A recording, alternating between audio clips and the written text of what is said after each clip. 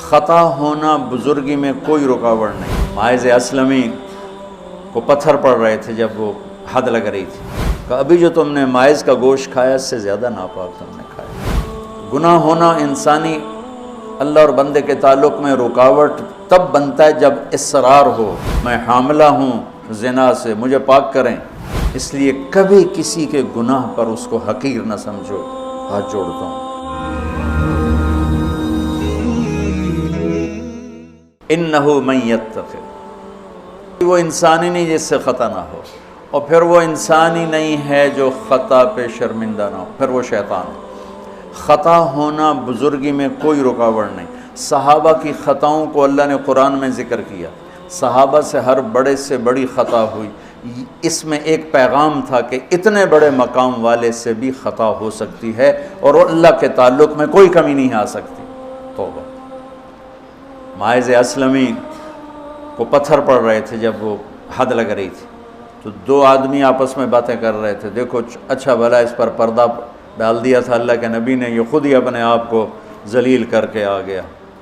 تو جب وہ ان کا انتقال ہو گیا اور وہاں سے واپس ہوئے تو راستے میں ایک گدھا مرا پڑا تھا، تو آپ نے کہا ان دو آدمیوں کو بلاؤ، وہ دونوں آ گئے۔ آپ نے فرمایا اس کا بیٹھ کے گوشت کھاؤ۔ یا رسول اللہ، یہ آپ کیا فرما رہے ہیں؟ ناپاک، حرام، مردار۔ کہ ابھی جو تم نے ماعز کا گوشت کھایا اس سے زیادہ ناپاک تم نے کھایا۔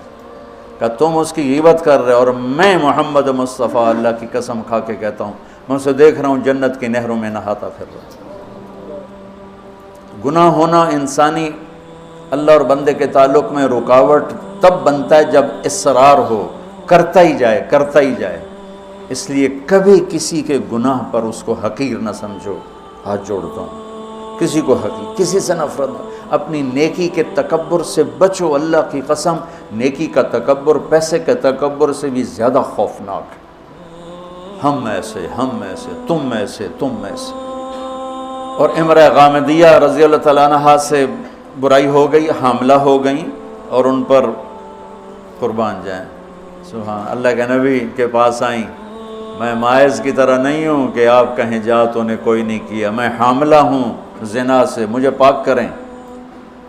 تو آپ نے فرمایا، آپ نے اس کو ٹالنے کے لیے کہ جا پہلے بچہ پیدا کر پھر اس کے بعد دیکھا جائے گا، کہ 9 مہینے گزریں گے آپ ہی بھول جائے گی۔ وہ 9 مہینے بعد پھر آ گئی کہ مجھ سے گناہ ہوا ہے، یہ میرا بچہ پیدا ہو گیا ہے، اب مجھے پاک کریں۔ تو آپ حیران ہو گئے اس کے اس اندر کے بے قراری پر۔ آپ نے پھر دوسرا حیلہ اختیار فرمایا، آپ نے فرمایا بچے کو دودھ پلا 2 سال، جب یہ روٹی کھانے کے قابل ہو جائے پھر آنا، پھر حد لگائیں گے۔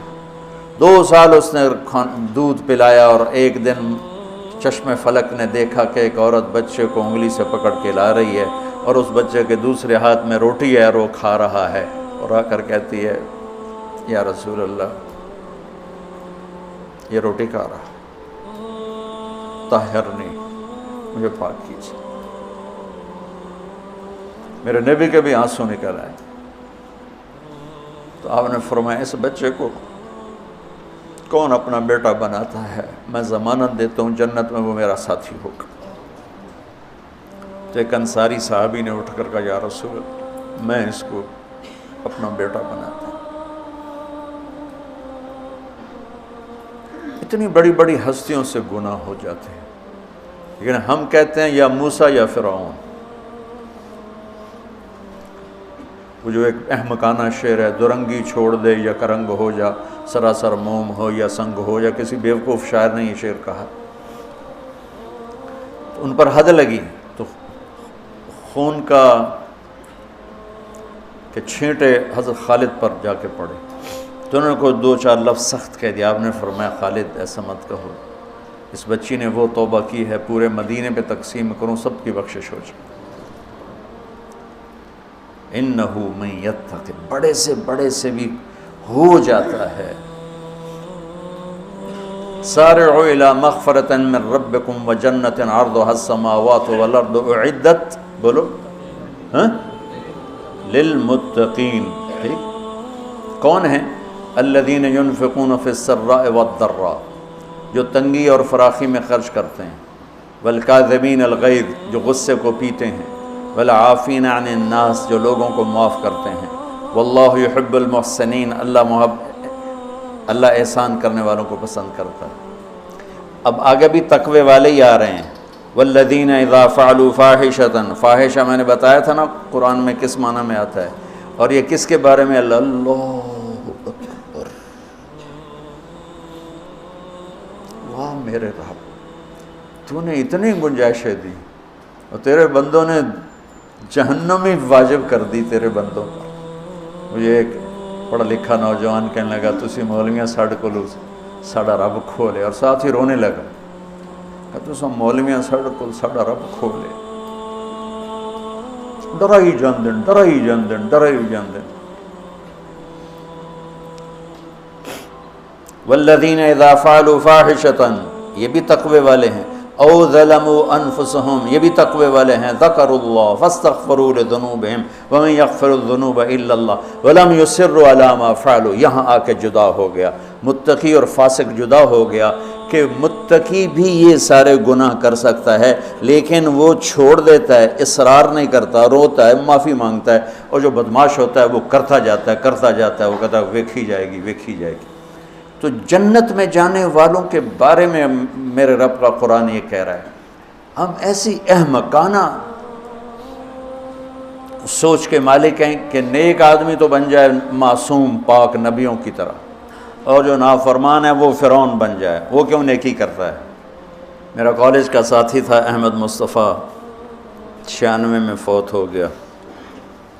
اس کا چلہ لگا تو سارے عیب چھوٹ گئے، صرف شراب رہ گئی تھی، تو وہ نشے میں اس کے دوستوں نے اس کو گھر کے دروازے کے سامنے اتارا تو وہ دروازے پر ہی گر کے پڑا ہوا تھا۔